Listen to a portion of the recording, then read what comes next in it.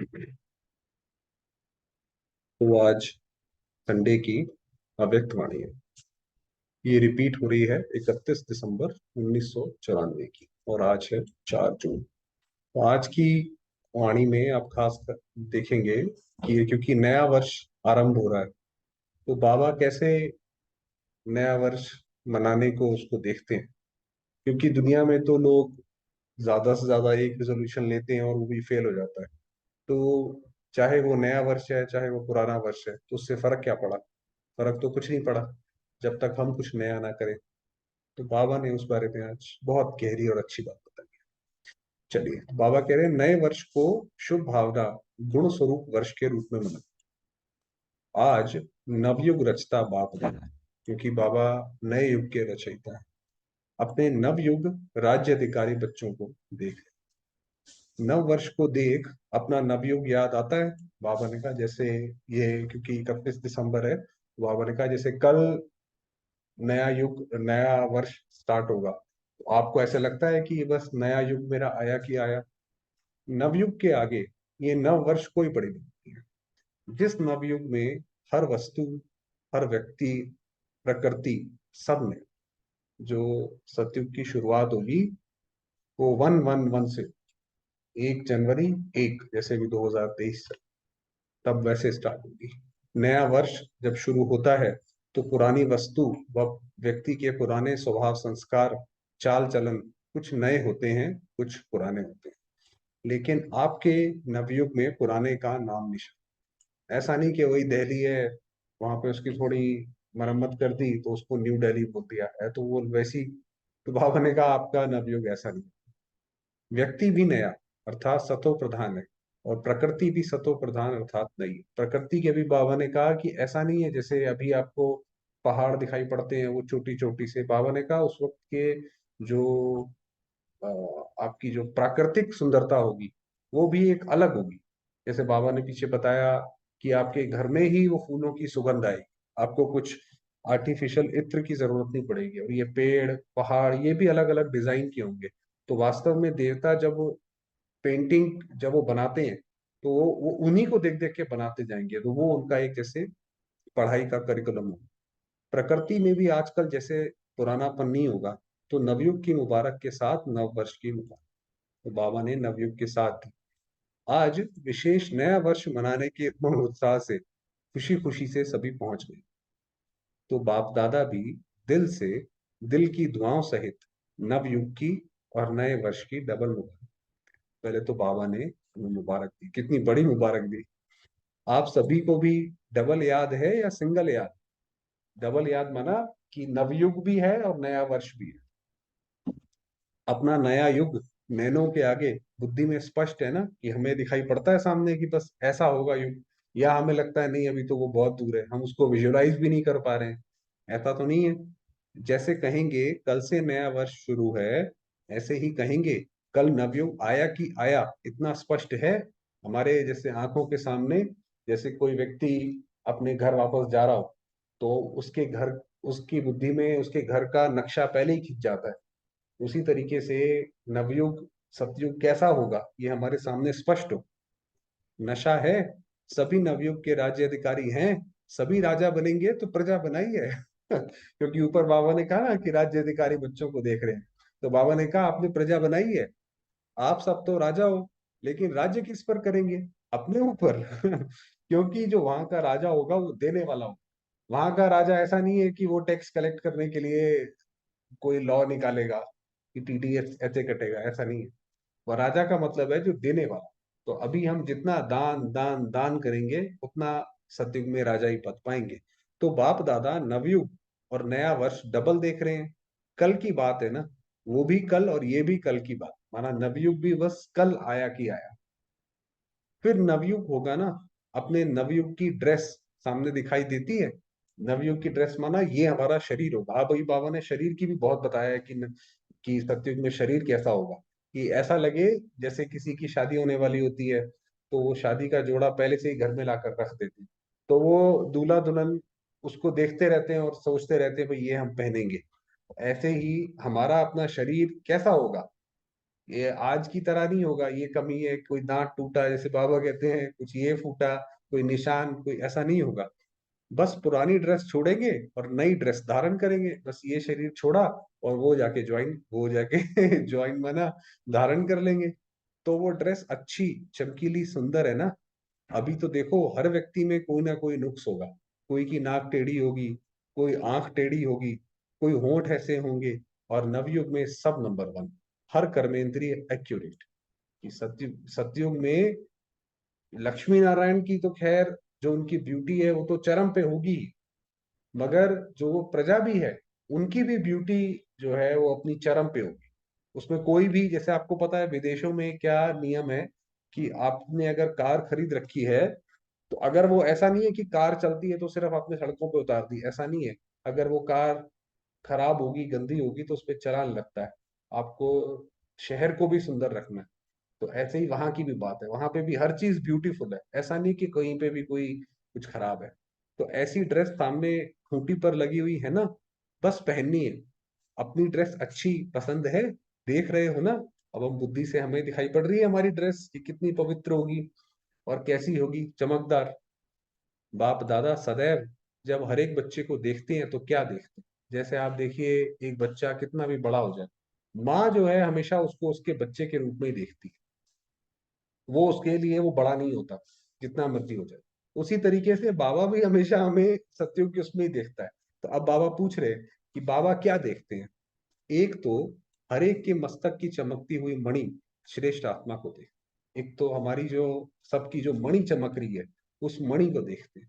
और साथ साथ हर एक बच्चे के भाग्य की श्रेष्ठ लकीर को देखते, कि हर एक का भाग्य कितना महान, हर एक का भाग्य कितना श्रेष्ठ है। सभी का भाग्य श्रेष्ठ है ना, कि किसका मध्यम भी है। अब बाबा ने पूछा, भाई किसी को मन में ऐसा लगता है कि भाई मेरा भाग्य तो थोड़ा गड़बड़ लगता है तो बाबा ने कहा सभी वन है, सेकंड थर्ड और आने वाले हैं।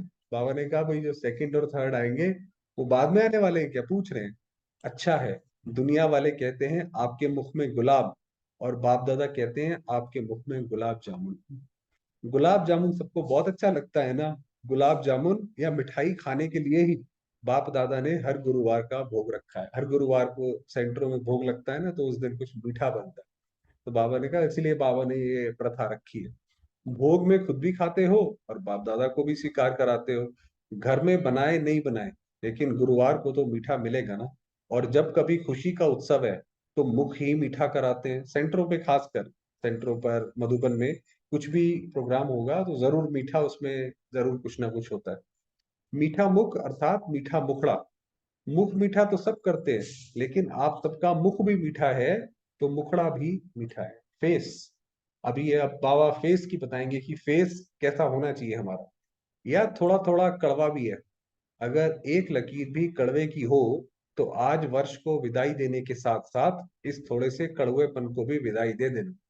कड़वा, फेस का कड़वापन आप देखिए, कई लोग जो है उनका फेस ऐसा होता है, ऐसा लगता है ये इरिटेटेड है, ऐसा लगता है ये दुखी है, किसी ना किसी बात से ये दुखी है। तो वो जैसे चेहरे पे कड़वापन है, क्यों नहीं खुश होते हो, क्यों हर्षित नहीं हो। तो बाबा ने कहा अगर ऐसी कोई बात है जो आपको लगता है कि, ताकि हमारे चेहरे पे रिंकल्स ना पड़े, तो अगर कोई ऐसी बात है तो वो छोड़ दो आज, ये आखिरी दिन है। विदाई देना आता है या पास में रखना अच्छा लगता है, या विदाई देकर फिर बुला लेंगे। आप देखिए कई लोगों के इसलिए जो फेस होते हैं वो इतनी चिंता करते हैं, उनके माथे की लकीरें ऐसे, चेहरे पे सबसे ज्यादा लकीरें दिखाई पड़ती हैं। फिर कहेंगे हम तो छोड़ना चाहते हैं लेकिन माया नहीं छोड़ती है। ऐसे तो नहीं कहेंगे कि हमने छोड़ दिया लेकिन माया आ गई। वहां जाकर फिर ऐसे पत्र लिखेंगे, क्योंकि बाबा के सामने होते हैं तो बहुत उमंग उत्साह होता है। ऐसे ऐसा लगता है बाबा ने पूरी सभा को जैसे मोह लिया है। तो उस वक्त तो हाँ हाँ कर देते हैं, और बाद में जब घर पहुंचते हैं तो लगता है तो बहुत मुश्किल है। विदाई तो सदा काल के लिए विदाई, माना जो भी ऐसी कोई चीज जो हमें परेशान करती है उसको ज्ञान से दूर कर, सदा काल के लिए। विदाई देने का अर्थ ही है फिर आने नहीं देना, या कभी कभी आ जाए तो कोई हर्जा नहीं। आज बाबा देखिए कैसे रमणीक रूप से वाणी चला रहे हैं, क्योंकि पुराने संस्कार कईयों को बहुत अच्छे लगते हैं। आज कहेंगे कल से नहीं होगा, फिर परसों परवश हो जाएंगे, तो उसको विदाई नहीं कहेंगे ना। भाई आज आपने सोचा कि आज हम ऐसा करेंगे, और कल फिर दोबारा, परसों फिर दोबारा हो गया, एक दिन रहा तो फिर दोबारा वापस आ गया, विदाई कहाँ हुई। तो विदाई देना भी सीखो। वर्ष को विदाई देना तो कॉमन बात है, लेकिन आप सबको अंश वंश सहित माया को विदाई दे। अंश मात्र भी नहीं रहे। कई बच्चे कहते हैं 75% तो फर्क पड़ गया है, और भी पड़ जाएगा। लेकिन माया अंश से वंश बहुत जल्दी पैदा करती है। 25% अंश मात्र भी रहा तो 25 से 50 तक भी बहुत जल्दी पहुंच सकते हैं। क्योंकि अगर वो माया का या कोई भी ऐसा संस्कार हमारे अंदर रहा, तो वो तो जैसे ही बीज रह गया, बीज जलाया नहीं, तो जैसे ही उसको कोई ऐसी परिस्थिति मिलेगी जो उसके अनुरूप होगी, वहां पे वो निकल के खड़ा हो जाएगा। तो बाबा ने कहा इसलिए अगर कोई बात है तो उसको निकाल दो, इसलिए अंश सहित समाप्त करना है। तो नए वर्ष में क्या करेंगे? पुराने वर्ष को विदाई देने के साथ साथ माया के अंश को भी विदाई दे, और विदाई के साथ बधाई भी देते हो ना। तो कल सभी एक दो को मिलेंगे तो कहेंगे नए वर्ष की मुबारक हो, बधाई हो। तो विदाई दो, और विदाई के साथ साथ अपने को भी और दूसरे को भी सदा फरिश्ते रूप की बधाई दो। एक तो विदाई, और हमेशा खुद भी, जैसे हम 2 दिन से प्रैक्टिस कर रहे हैं कि मैं आत्मा बिल्कुल लाइट स्वरूप हूं, है ना। उसी तरीके से बाबा ने कहा दूसरे को भी फरिश्ते स्वरूप हो। उसका भी ये शरीर पे नजर हमें डालने की जरूरत ही नहीं है, ही फरिश्ता। ऊपर से नीचे आए, अपना कार्य किया और उड़ा। भाई हम बाबा की याद में बैठे हैं, कोई सेवा आई, हमने की, और वापस चले गए। फरिश्ते यही करते हैं ना। उड़ती कला की निशानी पंख दिखाएं। आप देखिए जो एंजल्स जो दिखाते हैं, खासकर क्रिश्चियन धर्म में दिखाते हैं, जो एंजल्स दिखाते हैं उसके पर दिखाते हैं, तो वो पर इसीलिए दिखाया माना कि बस हर चीज से परे है, काम किया और उड़ गए। कोई आर्टिफिशियल पंख नहीं है। लेकिन ये फरिश्ते, फरिश्तों के जो पंख दिखाते हैं, उसका अर्थ है फरिश्ता, अर्थात उड़ती कला। तो फरिश्ते स्वरूप की बधाई स्वयं को भी दो और दूसरों को। सदा फरिश्ते स्वरूप के स्मृति में भी रहो, और दूसरे को भी इसी स्वरूप से देखो। कल जो है ये वाला इसका अभ्यास करो कि खुद भी फरिश्ते उसमें रहो, और दूसरे, अभी तक तो 2 दिन से तो हमने प्रैक्टिस करी खुद फरिश्ते की, मगर दूसरे को भी फरिश्ता देखें, वो उससे बड़ी स्थिति है। फलानी है, फलाना है, नहीं, फरिश्ता है। ये फरिश्ता संदेश देने के निमित्त है। माना जो ब्राह्मण परिवार में भी देखो, समझा, तो सभी को फरिश्ते स्वरूप की मुबारक हो। चाहे कोई कैसा भी हो, लेकिन दृष्टि से सृष्टि बदल सकती है। जब दृष्टि से सृष्टि बदल सकती है तो क्या ब्राह्मण नहीं बदल सकता है? आपकी दृष्टि, स्मृति हर आत्मा को बदल देगी। आप दूसरी आत्मा को उस निगाह से देखोगे कि ये भी फरिश्ता है, तो वो बदल जाए।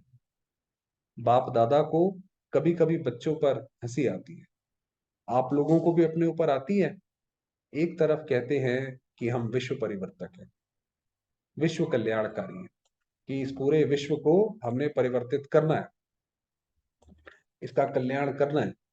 और फिर विश्व परिवर्तक आकर कहता है कि ये मेरे से बदली नहीं होता। अपने प्रति भी कभी रू रिहान में कहते हैं, चाहते हैं ये नहीं करें फिर भी कर लेते हैं। तो विश्व परिवर्तक और स्वयं के लिए ही कहे कि मैं चाहता हूं लेकिन कर नहीं पाता, तो उसका टाइटल क्या होना चाहिए? ऐसे तो नहीं हो सकता, ये तो दोनों विरोधास्पद बात है। उसको विश्व परिवर्तक कहना चाहिए या कमजोर कहना चाहिए? गीत सुनाते हैं ना, क्या करें कैसे करें पता नहीं कब होगा। ये गीत बाप दादा तो सुनते हैं ना, कि बाबा करना तो चाहते हैं मगर होता नहीं है। जब विश्व परिवर्तक हैं, विश्व कल्याणकारी हैं, तो क्या कोई आत्मा को नहीं बदल सकते? स्वयं को नहीं बदल सकते? अगर स्व परिवर्तक भी नहीं, तो विश्व परिवर्तक कैसे? वो विश्व का परिवर्तन है, सिर्फ दूसरे को सूखा सूखा ज्ञान सुनाने से नहीं होगा।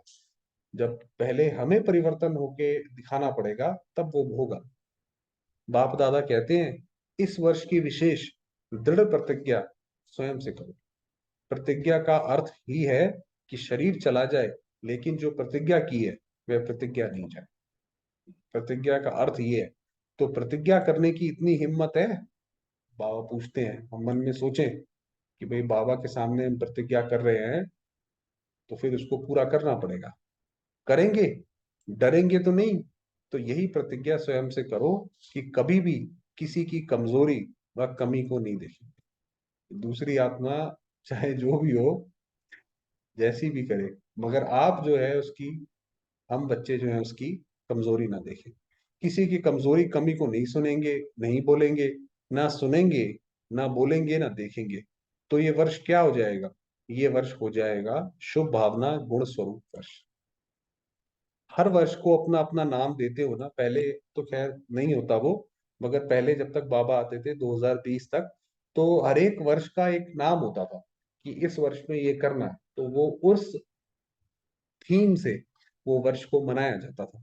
तो पूरा वर्ष जैसे एक उत्सव चलता था ऐसे। तो जब सब ये प्रतिज्ञा कर लेंगे, तो ये वर्ष हुआ शुभ भावना गुण स्वरूप वर्ष। दूसरे के प्रति शुभ भावना और अपने अंदर ही गुण धारण करना मंजूर है। फिर वहां जाकर नहीं बदल जाना। फिर कहेंगे मधुबन में तो वायुमंडल अच्छा था ना, और यहाँ तो वायुमंडल का संग है ना। परिवर्तक किसी के संग में नहीं आता, किसी के प्रभाव में नहीं आता। अगर विश्व परिवर्तक है, अगर परिवर्तक ही प्रभाव में आ जाएगा तो परिवर्तन क्या करेंगे? भाई हम ही आ गए, तो फिर किस बात का हम विश्व परिवर्तन करेंगे? इसलिए इस वर्ष को गुणमूर्त शुभ भावना वर्ष के रूप में मना। बाबा ने जैसे हमसे कमिटमेंट ले लिया, किसकी अशुभ बात को भी आप अपने पास शुभ करके उठाओ। कि भाई किसी की कोई है गलत बात, करता है गलत बात, और आप उसको पॉजिटिव तरीके से उठाओ। अशुभ देखते हुए भी आप शुभ दृष्टि से देखो। जब प्रकृति को बदल सकते हो, तो मनुष्य आत्माओं को नहीं बदल सकते हो? और उसमें भी ब्राह्मण आत्माएं हैं, उनको नहीं बदल सकते हो? जब सबके प्रति शुभ भावना होगी, तो कारण शब्द समाप्त होकर निवारण शब्द ही दिखाई दे। इस कारण से ये हुआ, इस कारण हुआ नहीं, कारण को निवारण में परिवर्तन करो। हिम्मत है? पूछ रहे बाबा, हिम्मत है? अच्छा। बाप दादा जब टीवी खोलते हैं, टीवी खोलते हैं माना जब सूक्ष्म वतन से बाबा हम बच्चों को देखते हैं, उसको जैसे बाबा बोलते हैं टीवी देखना, तो बड़ा मजा आता है। ये कलयुगी टीवी नहीं देखते हैं। ब्राह्मणों की टीवी देखते हैं, माना हमारा मन की क्या अवस्था है, हम बच्चे क्या कर रहे हैं, कैसे दिनचर्या पालन कर रहे हैं, तो वो टीवी देखते हैं। ऐसे नहीं आप लोग वह टीवी खोल लो, ऐसे नहीं करना। तो जब बच्चों का खेल देखते हैं तो बहुत मजा आता है। मिक्की माउस का खेल तो करते हो ना, थोड़े टाइम के लिए कोई शेर बन जाता है, कोई कुत्ता बन जाता है। जिस समय क्रोध करते हो उस समय क्या हो, जिस समय किससे डिस्कस करते हो, उसके ऊपर वार करते जाते हो, सिद्ध करते जाते हो, तो उस समय क्या हो, मिक्की माउस ही बन जाते हो। कार्टून में ऐसे ही होता है, वो एक दूसरे के साथ करते हैं। तो इस वर्ष मिक्की माउस नहीं बन, फरिश्ता बन। मिक्की माउस का खेल बहुत किया, क्योंकि ये 94 की वाणी है और बाबा 37 38 से आए हुए थे। तो बाबा ने कहा अभी बहुत हो गया। तो ये वर्ष ऐसे शक्तिशाली वर्ष मनाना, क्योंकि समय तो समीप आना भी है और लाना भी है। हम जो है कोई विनाश का इंतजार नहीं करते हैं, हमें तो विनाश का समय खुद समीप लेकर आना।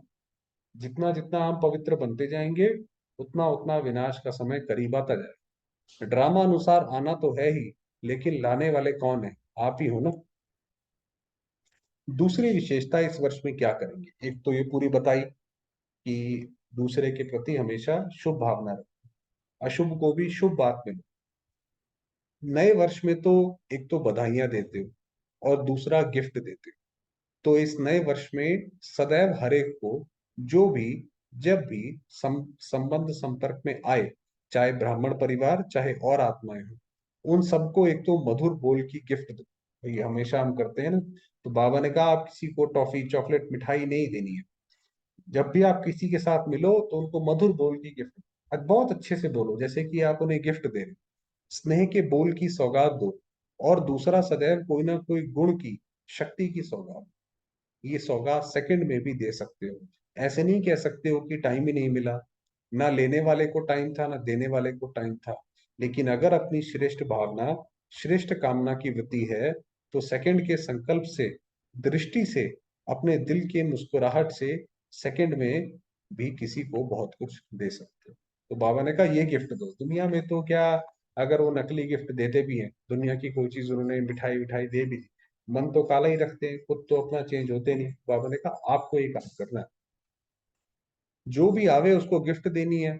खाली हाथ नहीं जावे। तो इतनी गिफ्ट आपके पास है कि 2 दिन देंगे तो खत्म हो जाएगी। सभी का स्टॉक भरपूर है। हमारे पास इतना ज्ञान का खजाना है कि हमें कोई मिलता रहे और हम पूरे साल उसको बांटते रहें, शुभ भावना देते रहें। ऐसे नहीं कि थक जाए कि चलो कोई हो तो कोई शुभ भावना और कितना करेगी, ऐसे नहीं। तो कि कोई का स्टॉक थोड़ा कम हो गया है, जिसके पास कम हो वो हाथ उठा लो, भर देंगे।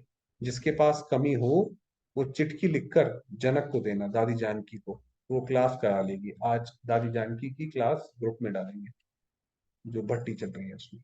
तो कमी तो नहीं रहनी चाहिए ना, दाता के बच्चे और कमी हो तो अच्छा नहीं है ना, कि हमारे पास ही ज्ञान पूरा नहीं है कि भाई किसी को शुभ भावना देनी है तो क्या सोचना है, कौन से विचार करने हैं। वो तो सामने वाला गलत कर रहा है, मगर मुझे अशुभ से शुभ को कैसे बदलना है इसका ज्ञान चाहिए। तो अगर वो ज्ञान पूरा नहीं है तो माना स्टॉक पूरा नहीं है हमारा। इसलिए भरपूर होकर जाना, कमी को लेकर नहीं जाना। वर्ष के साथ कमियों को भी विदाई देकर जाना। भाई जो आज से ही चलो भाई, आज तक हमने जो भी किया उसके ऊपर फुल स्टॉप। आज से जैसे बाबा ने बोला नया वर्ष, तो हमारा भी नया वर्ष जैसे शिव बाबा ने बोला वही है। तो अपनी कमियों को भी हमने छोड़ दिया, त्याग कर दिया। ऐसे नहीं सिर्फ कल एक दिन की ही गिफ्ट देना, नहीं, सारा वर्ष सबको गिफ्ट बांटते जाओ। बिना गिफ्ट के कोई नहीं जाए तो कितना अच्छा लगेगा। अगर कोई आता है उसको छोटी सी प्यार से गिफ्ट दे दो तो कितना खुश होता है। चीज को नहीं देखते हैं, लेकिन गिफ्ट और स्नेह के स्वरूप को देखते हैं। गिफ्ट से कोई माला माल नहीं हो जाते, लेकिन स्नेह से माला माल हो। तो भाई कोई आपको गिफ्ट दे, चाहे वो छोटी दे, छोटा बच्चा ही दे दे और कुछ नहीं, अपनी टॉफी दे दे, तो भी कितना अच्छा लगता है कि भाई देखो उसने अपने प्यार से ये गिफ्ट दिया। तो स्नेह देना और स्नेह लेना। अगर कोई आपको स्नेह नहीं भी दे तो भी आप उनसे ले लेना। लेना आएगा कि शर्म करेंगी कैसे ले, इस लेने में कोई हर्जा नहीं। वो आप पर क्रोध करे, आप स्नेह के रूप में ले लेना। आप उसकी भी नेगेटिव चीज को पॉजिटिव में बदलो कि ये तो आत्मा जैसे मेरा टेस्ट लेने आई, ये तो मेरी सहन शक्ति बता रही कि मेरे अंदर सहन शक्ति है कि नहीं है। ऐसा तो नहीं मैं अंत में फेल हो जाऊं। मुझे अंदर से लगता है कि मैं तो बहुत अच्छी आत्मा हूँ, सहन शक्ति भी है, सब है। और अब देखो ये, अब ये टेस्ट हो रहा है तो मुझे क्या कहते हैं, प्रॉब्लम हो रही है। और टेस्ट तो व्यक्ति पैसे देकर भी कराता है, तो इसीलिए उसको पॉजिटिव मिले। आप विश्व परिवर्तक हो ना, तो विश्व परिवर्तक किसी के नेगेटिव को पॉजिटिव में नहीं बदल सकता। तो ये वर्ष सदा स्नेह देना और स्नेह लेना। तो उसी तरीके से वो कुछ भी करे आप उसको पॉजिटिव में लो। ऐसे नहीं कहना कोई ने दिया ही नहीं क्या करूं, वो दे या ना दे, आप ले लो। कुछ तो देगा ना, नेगेटिव दे या पॉजिटिव दे, कुछ तो देगा ना। लेकिन हे विश्व परिवर्तक, आप नेगेटिव को पॉजिटिव में परिवर्तन कर ले। ये बाबा ने ये बहुत अच्छा ऐसे बोलते हैं बाबा, हे विश्व परिवर्तक, भगवत गीता के महावाक्य की तरह। तो आप नेगेटिव को पॉजिटिव में जो भी हो, आज के दिन में, कल तक जब तक हम मुरली दोबारा सुने, जो भी कुछ हमारे सामने आए उसको पॉजिटिव में लो। समझा इस वर्ष क्या करना है। अच्छा, डबल विदेशी जो फॉरेनर्स हैं वो क्या करेंगे, गिफ्ट देंगे। दाता बन गए हो, वाह, दाता बन की वाह। बाप दादा रोज बच्चों की एक बात देखते हैं, कौन सी, आज बाबा ने योग लगाने का बहुत अच्छा तरीका, बहुत सहज तरीका बताया। कई बार हमारे पास क्वेश्चंस आते हैं कि योग कैसे लगाएं, मुरली सुनते हैं वो योग है नहीं है, ऐसे ऐसे करके क्वेश्चंस आते हैं। तो आज बाबा ने बहुत अच्छा तरीका बताया कि कैसे योग लगाओ। तो बाबा ने कहा कौन सी बात देखी, ये मैं और मेरा ये परेशान कर देता है। कभी मेरा आ जाता है, कभी मैं आ जाता है। भाई ये मेरी बात है, कोई सुनता ही नहीं है। मैं इतनी अच्छी बात बोलता हूँ, मेरी बुद्धि इतनी अच्छी है, कोई उसका बात तो मानता ही नहीं है, कोई यूज करता ही नहीं है। तो ये मैं और मेरा, कि मैं भी कोई चीज हूँ, है ना, मुझे भी वो कोई सम्मान दे, कोई मेरी बात सुने। जो बीच बीच में परेशान करता है, फिर जब वो बात नहीं होती है, विकारों के साथ तो खास बात ही यही है। अगर वो पूरा हो गया तो अहंकार, नहीं पूरा हुआ तो क्रोध। तो विकार के साथ तो यही चलता रहता है। तो जब वर्ष परिवर्तन हो रहा है तो इस मैं और मेरे को भी परिवर्तन करो। शब्द भले मैं बोलो, लेकिन मैं कौन। भाई कई लोग क्या करते हैं, वो मैं बोलना बंद कर देते हैं। आप उससे कब तक बचोगे, मैं और मेरा तो आप जैसे नॉर्मल बातचीत करोगे तो उसमें तो आपको वो शब्द तो यूज करना पड़ेगा। तो मैं और, बाबा ने कहा जब मैं याद आए तो क्या, मैं कौन, ओरिजिनल मैं किसको कहते हैं। शरीर को या आत्मा को। तो मैं आत्मा हूं। जब भी हम बोले मैं, तो अंदर से हमारा मन बोले कि मैं आत्मा। तो जब भी मैं शब्द यूज करते हो, तो क्यों नहीं मैं शब्द का ओरिजिनल स्वरूप, ओरिजिनल अर्थ स्मृति में रखते हो। तो जैसे हमारे, जैसे ही हम मैं बोले, तो बुद्धि में आ जाए कि मैं आत्मा बात कर, कौन सी आत्मा हूं, ऐसे। और सारे दिन में कितनी बार मैं शब्द यूज करते हो, करना ही पड़ता है ना। मेरा भी कई बार यूज करते हो और मैं भी कई बार यूज करते हो। तो जितनी बार मैं शब्द यूज करते हो, उतने बार अगर वास्तविक अर्थ से मैं स्मृति में लाओ, तो मैं धोखा देगा व उड़ाएगा। तो जब भी मैं शब्द यूज करते हो, उस समय यही सोचो मैं आत्मा। वही बता, कभी भी हम यूज करें, वो योग ही है। अगर बार बार हमारा ध्यान जा रहा है कि मैं आत्मा हूँ, शिव बाबा की संतान हूँ, वो योग हो गया। क्योंकि मैं और मेरे शब्द के बिना रह भी नहीं सकते हो, बोलना ही पड़ता है। और आदत भी है, मैं मेरे के पक्के संस्कार हो गए हैं। तो जिस समय मैं शब्द यूज करते हो, उस समय ये सोचो कि मैं शरीर तो हूं ही नहीं ना। बॉडी कॉन्शियस तब आवे जब मैं शरीर हूं। तो शरीर को मेरा तो है, शरीर तो मेरा कहते हो ना, कि मैं शरीर कहते हो। कभी गलती से कहते हो कि मैं शरीर हूं, गलती से भी नहीं कहेंगे ना कि मैं शरीर हूं। तो मैं शब्द और ही स्मृति और समर्थी दिलाने वाला शब्द। अगर आप सही उसकी तरीके से यूज करो, तो उससे भी ऊपर उठ सकते हो। गिराने वाला नहीं है। तो परिवर्तन करो। जब भी मैं बोलो, मैं आप, मैं आप, हमेशा जितनी बार मैं निकले, हमेशा मैं के साथ बुद्धि में पिक्चर बने कि मैं आत्मा ज्योतिर्बिंदु। विश्व परिवर्तक पक्के हो ना, देखना, कच्चे नहीं बनना। तो मैं शब्द को भी अर्थ से परिवर्तन करो। जब भी मैं शब्द बोलो, तो उस स्वरूप में टिक जाओ। जो भी उस दिन का सोमान है, चलो सोमान नहीं याद आता, जो भी याद आता है, तो वो जैसे ही बोलो मैं, तो मैं बोलो तो उस स्वरूप में टिक जाओ। मन उसमें अचल हो जाए। और जब जब मेरा शब्द यूज करते हो, तो सबसे पहले मेरा कौन। सारे दिन में मेरा मेरा तो बहुत मानते हो, बनाते हो। मेरा स्वभाव, मेरा संस्कार, मेरी ये चीजें, मेरा परिवार, मेरा सेंटर, मेरी जिज्ञासु, मेरी सेवा।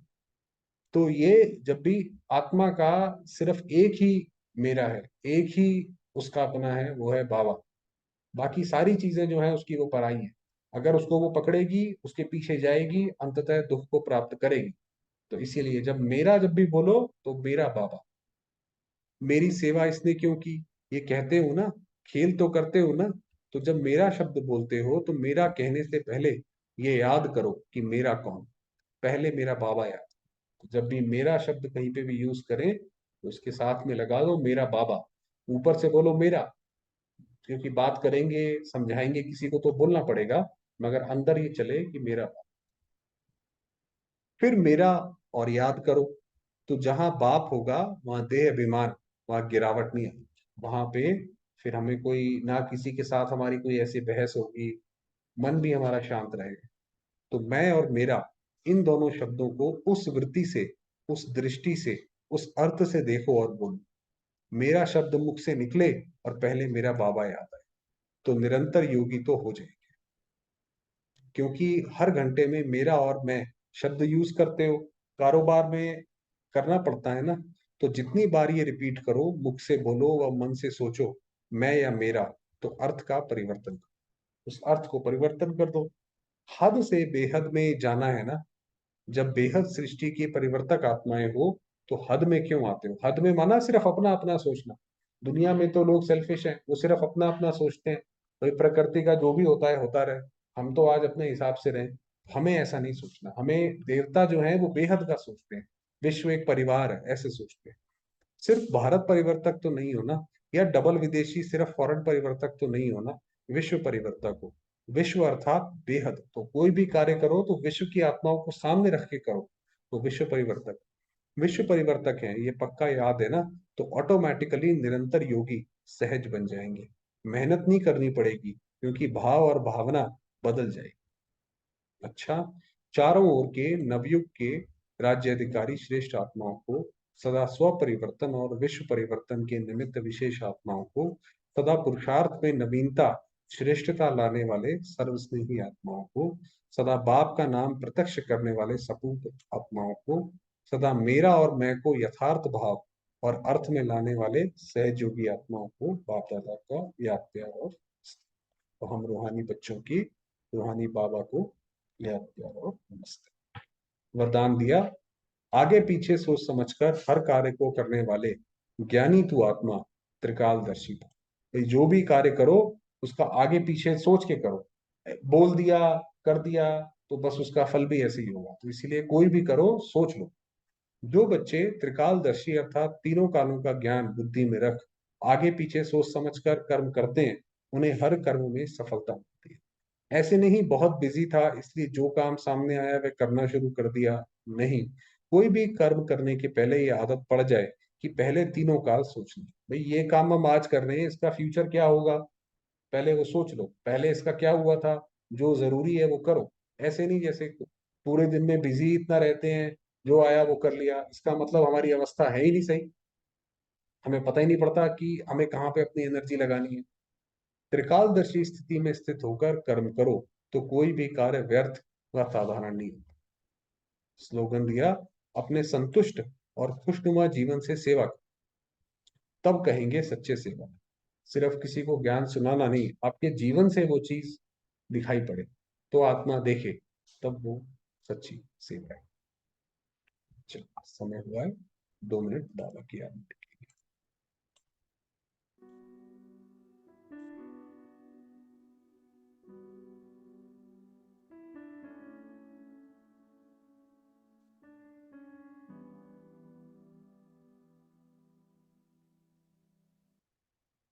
मैं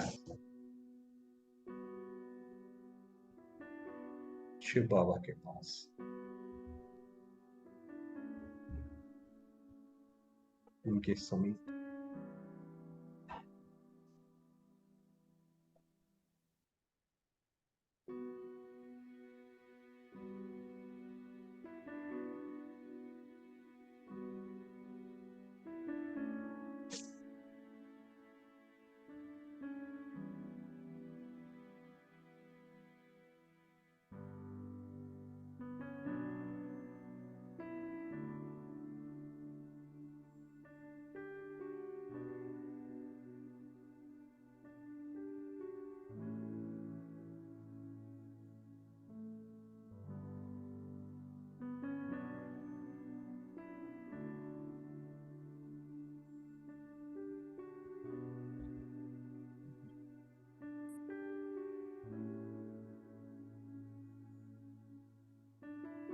ओम शांति।